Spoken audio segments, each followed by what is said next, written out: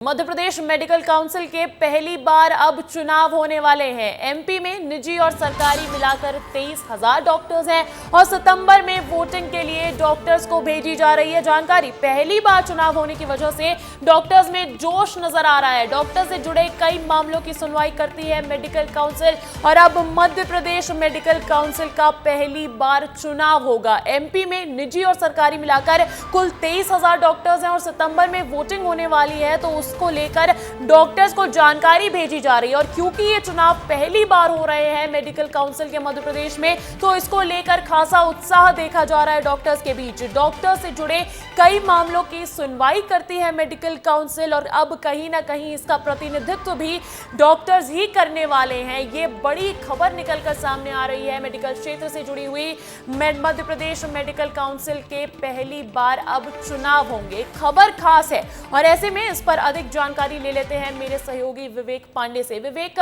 बड़ी खबर अब मेडिकल काउंसिल के प्रतिनिधित्व से जुड़ी हुई निकलकर सामने आ रही है। अब डॉक्टर्स के लिए डॉक्टर्स ही निर्णय लेने वाले हैं।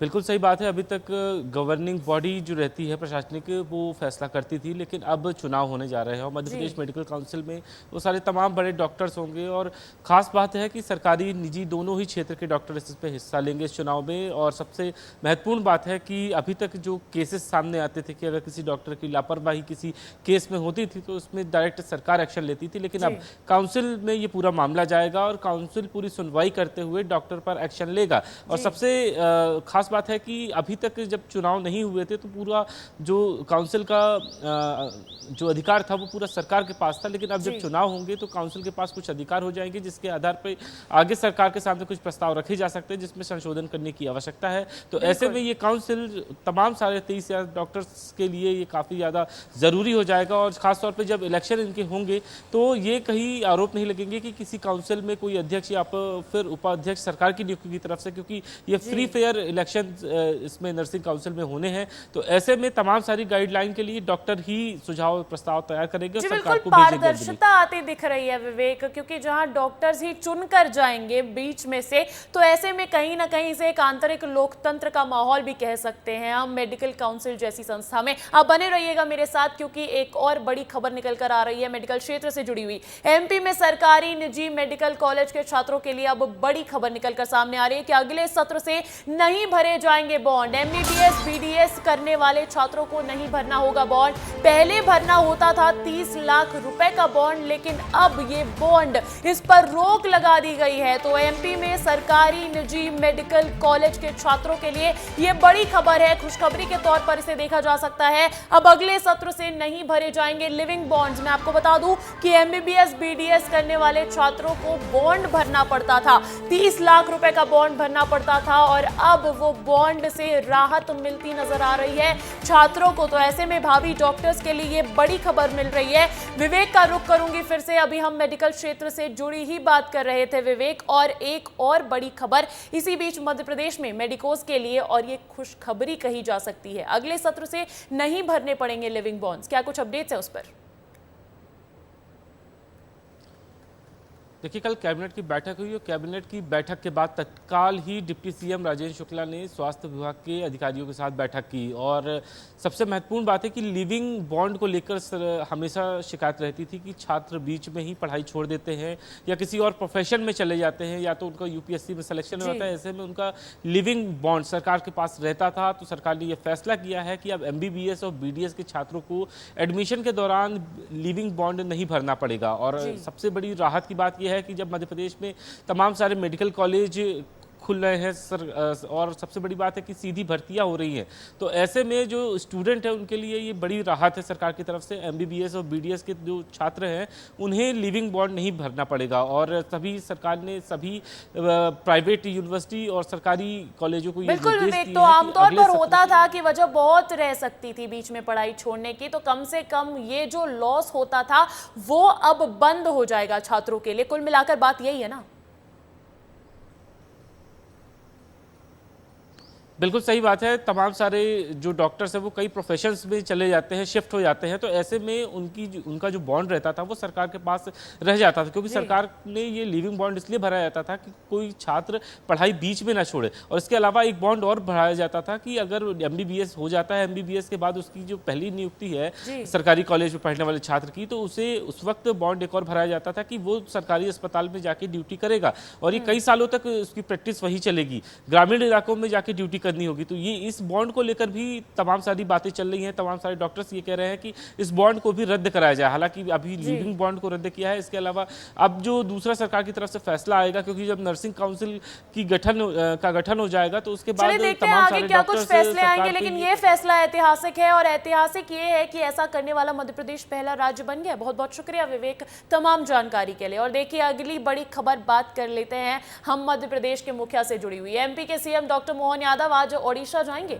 ओडिशा के नए CM मोहन मांझी के शपथ ग्रहण समारोह में वहां शामिल होने के लिए पहुंचेंगे CM डॉक्टर मोहन यादव, और साथ ही साथ पुरी में भगवान जगन्नाथ के दर्शन करेंगे CM डॉक्टर मोहन यादव। स्थानीय व्यवस्था और केंद्रों का भी अध्ययन करेंगे मुख्यमंत्री। तो वहीं आध्यात्मिक और धार्मिक पर्यटन को बढ़ावा देने की व्यवस्था भी जानेंगे। तो देखिए एक तरफ जहां शपथ ग्रहण समारोह होने वाला है आज ओडिशा के नए CM मोहन चरण मांझी का, तो वहीं दूसरी तरफ धार्मिक अध्ययन के मायने को लेकर भी CM डॉक्टर मोहन यादव आज ओडिशा पहुंच रहे हैं। ओडिशा के नए CM मोहन मांझी के शपथ ग्रहण समारोह में शामिल होंगे और उसके बाद पुरी में भगवान जगन्नाथ के दर्शन करेंगे CM डॉक्टर मोहन यादव। तो साथ ही साथ स्थानीय व्यवस्था और केंद्रों का भी अध्ययन करेंगे मुख्यमंत्री।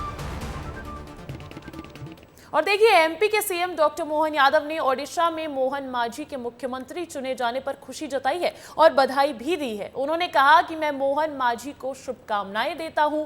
वो 4 बार के विधायक हैं, सरपंच से लेकर CM तक पहुंचे हैं, और इस पर यह विशेष बधाई मध्य प्रदेश के CM की तरफ से ओडिशा के नए CM को। मैं अपनी ओर से उड़ीसा राज्य के 15वें मुख्यमंत्री के रूप में श्री मोहन मांझी, जो भारतीय जनता पार्टी के हमारे वरिष्ठ नेता भी हैं, क्योंझर विधानसभा से आते हैं। पहली बार वो 2000 में विधायक निर्वाचित हुए, बाद के कालांतर में 4 बार, चौथी बार उनका निर्वाचन है। लंबा उनका राजनीतिक जीवन है। मेरी अपनी ओर से शुभकामना, बधाई। मैं स्वयं भी इस अवसर पर उपस्थित रहूँगा। उम्मीद करूँगा उनके नेतृत्व में भगवान जगन्नाथ भरपूर आशीर्वाद देंगे। और जिस प्रकार से और देखिए पूर्व CM दिग्विजय सिंह अपने बयानबाजी के लिए जाने जाते हैं, तो उसी से जुड़ी एक और बड़ी खबर मिल रही है। मणिपुर को लेकर आए RSS प्रमुख मोहन भागवत के बयान पर कांग्रेस नेता दिग्विजय सिंह ने सवाल उठाए हैं। इंदौर में दिग्विजय सिंह ने कहा कि वो मोहन भागवत से अनुरोध करते हैं कि मणिपुर पर जो ज्ञान उन्होंने दिया है वो प्रधानमंत्री मोदी को भी दें। PM मोदी अब तक वहां नहीं गए हैं। मैं आपको बता दूं कि मोहन भागवत नागपुर पहुंचे थे, वहां पर उन्होंने बयान दिया था मणिपुर को लेकर। उन्होंने कहा था कि मणिपुर पिछले 1 साल से शांति स्थापित होने की प्रतीक्षा कर रहा है। 10 साल पहले मणिपुर में शांति थी, लेकिन राज्य में अचानक हिंसा बढ़ गई। और साथ ही साथ मोहन भागवत ने यह भी कहा कि मणिपुर की स्थिति पर प्राथमिकता के साथ विचार करना होगा। अब उसी को लेकर प्रतिक्रिया सामने आई है पूर्व CM दिग्विजय सिंह की तरफ से। मणिपुर को लेकर आए RSS प्रमुख मोहन भागवत के बयान पर कांग्रेस नेता दिग्विजय सिंह ने सवाल उठाए हैं। मैं आपको सुनवा देती हूं कि आखिर क्या कुछ कहा है। मैं अनुरोध करूंगा मोहन भागवत जी को कि ये ज्ञान प्रधानमंत्री जी को भी दें। अभी तक वो गए नहीं हैं वहाँ। मैं अनुरोध करूंगा मोहन भागवत जी को कि ये ज्ञान प्रधानमंत्री जी को भी दें। अभी तक वो गए नहीं हैं वहाँ। तो देखिए RSS के चीफ मोहन भागवत ने नागपुर में संघ के कार्यकर्ता विकास वर्ग के समापन कार्यक्रम को मंगलवार को संबोधित करते हुए मणिपुर मामले पर कहा था कि 1 साल से मणिपुर शांति की राह देख रहा है, जिस पर ध्यान दिया जाना चाहिए। क्या कुछ कहा था उन्होंने, पहले वो भी सुनवा देते हैं आपको। अब 1 साल से मणिपुर शांति की राह देख रहा है, उसके पहले 10 साल शांत रहा। पुराना गन कल्चर समाप्त हो गया ऐसा लगा, और अचानक जो कलह वहां पर उपज गया या उपजाया गया, उसकी आग में अभी तक जल रहा है, त्राही त्राही कर रहा है। तो देखिए, सियासी गलियारों में मणिपुर एक बार फिर से चर्चा का विषय बन गया है। इस खबर पर अधिक जानकारी के साथ जुड़ गए मेरे सहयोगी पुनीत विजयवर्गीय सीधा इंदौर से। पुनीत, आरएसएस प्रमुख मोहन भागवत के बयान के बाद मणिपुर पर अब एक बार फिर से सियासत गर्माती हुई दिख रही है। विपक्ष तो स्वागत कर रहा है उनके इस बयान का, और इसी बीच अब पूर्व सीएम दिग्विजय सिंह की प्रतिक्रिया भी सामने आई है। तो किस ओर मुड़ती दिख रही है ये बयानबाजी आपको? बिल्कुल, देखिए, जो मणिपुर की समस्या है वो अभी काफ़ी बड़ी समस्या देश की बनी हुई है, क्योंकि पिछले 1 साल से लगातार वहाँ पर हिंसा देखने को मिल रही है। कई लोग अपनी जान गंवा चुके हैं। उनके अलावा जो सुरक्षा बल है उन और पुलिस के भी कई लोग मारे गए हैं। तो निश्चित तौर पर इस समस्या की ओर ध्यान देना काफ़ी आवश्यक था, और संघ प्रमुख ने इस पर ध्यान भी अवगत कराया है मोदी सरकार तीसरी बार बनने के बाद। तो अब ऐसे में विपक्ष तो लगातार प्रतिक्रिया दे ही रहा था, और राज्यसभा सांसद पूर्व मुख्यमंत्री दिग्विजय सिंह ने भी इस पर अपनी प्रतिक्रिया दी है। जैसा कि आपने हमारे दर्शकों को सुनाया है, उन्होंने यही अनुरोध मोहन भागवत से किया है कि पीएम नरेंद्र मोदी को भी इस बात का ज्ञान दे कि वे मणिपुर में जो हिंसा है उसे समाप्त करवाने के लिए पहल करें, वहां पर शांति बहाल कराने का प्रयास करें। और साथ ही यह भी तंज कसा है कि पीएम मोदी अभी तक एक बार भी वहां नहीं गए हैं। शायद उनके जाने से वहां पर कुछ फर्क पड़े और शांति बनी रहे। तो यही कहने का उद्देश्य था उनका। तो निश्चित तौर पर देखिए, सियासत तो इस पर गरमाएगी ही, क्योंकि पिछले 1 साल से मणिपुर चुनावी मुद्दा रहा है, और ऐसे में जहां जिक्र एक बार फिर से मणिपुर का किया जाएगा, तो ऐसे में सियासत तो गरमाएगी ही। पुनीत, बहुत बहुत शुक्रिया तमाम जानकारी के लिए। देखिए, जैसी कि खबरें आ रही थी कि चुनाव खत्म होने के बाद, आचार संहिता हट जाने के बाद अफसरों का तबादला देखा जा सकता है, तो इसी से जुड़ी एक और बड़ी अपडेट मिल रही है कि राज्य सरकार ने 3 आईएएस अफसरों के प्रभार में बदलाव किए हैं। 1990 बैच के आईएएस एसीएस राजेश राजौरा को मुख्यमंत्री सचिवालय का अतिरिक्त प्रभार भी सौंपा गया है। अभी उनके पास जल संसाधन विभाग और एनवीडीए की जिम्मेदारी भी है, जो जारी रहेगी। वहीं आईएएस संजय शुक्ला को भी वर्तमान दायित्व के अलावा मुख्यमंत्री का प्रमुख सचिव का चार्ज सौंपा गया है। तो ये बड़ी फेरबदल, बड़ी जिम्मेदारी मिलती हुई 2 नए आईएएस अफसरों को राज्य सरकार ने 3 आईएएस अफसरों के प्रभार में बदलाव किया है। 1990 बैच के आईएएस राजेश राजौरा को मुख्यमंत्री सचिवालय का अतिरिक्त प्रभार सौंपा गया है। अभी उनके पास जल संसाधन विभाग और एनवीडीए की जिम्मेदारी है, जो कि वो तो जारी रहेगी, लेकिन साथ ही साथ उसके साथ एक और जिम्मेदारी। वहीं आईएएस संजय शुक्ला को भी वर्तमान दायित्व के अलावा मुख्यमंत्री का प्रमुख सचिव का चार्ज सौंप दिया गया है। बात कर लेते हैं मॉनसून की। दरअसल एमपी में मॉनसून की दस्तक से पहले ही प्रशासन सतर्क हो गया है। भोपाल कलेक्टर कौशलेंद्र विक्रम सिंह ने बाढ़ आपदा से निपटने के लिए अफसरों के साथ मीटिंग की और जरूरी दिशा निर्देश दिए। बैठक के बाद कलेक्टर कौशलेंद्र विक्रम सिंह ने विस्तार न्यूज से खास बातचीत की है। क्या कुछ कहा है उन्होंने, जरा सुनिए। प्रशासनिक कसावट की कोशिश मध्य प्रदेश में तेजी से हो रही है। एक तरफ सरकार के मुखिया डॉक्टर मोहन यादव प्रशासनिक कसावट के लिए लगातार प्रयास कर रहे हैं। इधर अगर भोपाल राजधानी की बात करें तो कलेक्टर कौशलेंद्र विक्रम सिंह प्रशासनिक कसावट के लिए लगातार बैठकों का दौर चला रहे हैं। वो हमारे साथ हैं, हम उनसे जानेंगे वो कौन से बड़े डिसीजन आज किए गए जिस पर आगे भविष्य में बेहतर होने वाली है तस्वीर। सर, क्या स्थिति है? आज आपने जो है बाढ़ आपदा प्रबंधन को लेकर बैठक की और कई महत्वपूर्ण निर्णय लिए, वो क्या थे निर्णय? देखिए, एक तो क्या है कि अभी बारिश का समय आ रहा है, तो उसमें जो रोडों का रखरखाव, लोगों को शुद्ध पेयजल मिले, वृक्षारोपण का काम तेजी के साथ हो, बाढ़ राहत कंट्रोल रूम प्रॉपर काम चले, इन सभी को लेके हम लोगों ने जो है आज बैठक की है। माननीय मुख्यमंत्री जी के निर्देश हैं कि जो जल संवर्धन का अभियान चलना है, जो बावड़ी हैं, फिर उसके अलावा कुएँ हैं, उसके अलावा जो नदियाँ हैं, जो जो भी हमारे वाटर बॉडीज़ हैं, उनके संरक्षण के लिए नगर निगम और ग्रामीण क्षेत्र में हमने कार्य योजना बनाई है, तो उसको अच्छे से क्रियान्वयन के निर्देश दिए गए। सुना प्रशासनिक कसावट के लिए जो कुछ हो सकता है किया जाएगा, क्योंकि मानसून अगले 4 महीने रहने वाला है, तो किसी भी तरह की स्थितियां जो है ख़राब ना हो, ये पूरी कोशिश रहने वाली है जिला प्रशासन की तरफ से। श्याम सिंह तोमर कैमरा पर्सन के साथ में, विस्तार न्यूज़ के लिए। तो वहीं धर्म नगरी उज्जैन में महाकाल लोक की 118 प्रतिमाओं को बदला जाएगा। ये सारी प्रतिमाएं पत्थर की लगाई जाएंगी, जिसको लेकर काम भी तेजी से चल रहा है। सिंहस्थ के पहले ये प्रतिमाएं लगाने का टारगेट रखा गया है।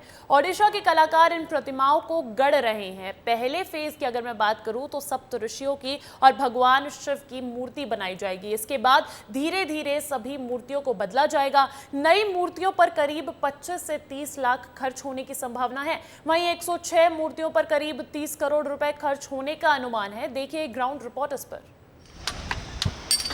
11 अक्टूबर 2022 की तारीख इतिहास के पन्नों पर दर्ज हुई थी, जब प्रधानमंत्री नरेंद्र मोदी ने श्री महाकाल लोक की विश्व को सौगात दी थी।